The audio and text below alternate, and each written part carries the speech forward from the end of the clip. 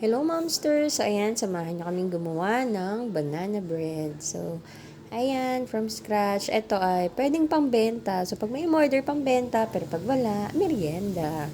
So, ayan. Overripe na lakatan. Pinakamaganda sana is overripe para mas masarap, mas moist at manamis-namis ang ating banana bread. So, ayan.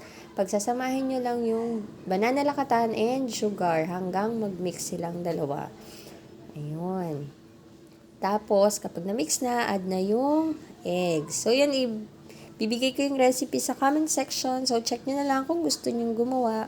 So, pwede naman siyang manual. Tinuro ko dyan yung manual para nga sa mga gustong mag-try na wala namang mixer.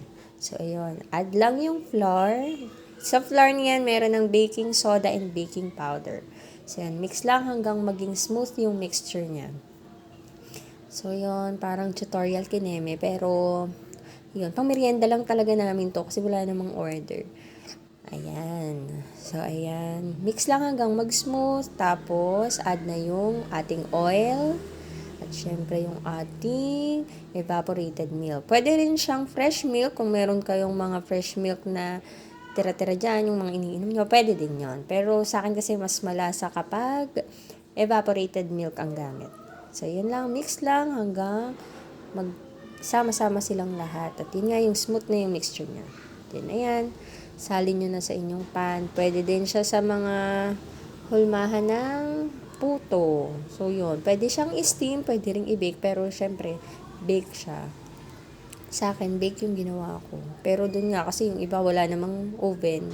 Tapos, gusto mag-try yan. Pwede siyang i-steam sa mga walang gamit na oven. So, yun. Tapos, lagyan lang natin ng, ayan, mani. Pwede yung sugo or happy, yung plain lang, para yun. Tapos, chocolate, pwede yung goyat, tadtadin nyo lang, yun. Pwede na yun. Kung pang merienda nyo lang naman. So, yun. Obra na siya. So, yun. Masarap yan. Tsaka madali lang siyang gawin. Ayan na. Ibibake lang siya for 180 degrees ng mga 45 minutes. Pero binababaan ko yung temp niya kapag nakalipas na yung 20 minutes. So, yan. Thank you for watching.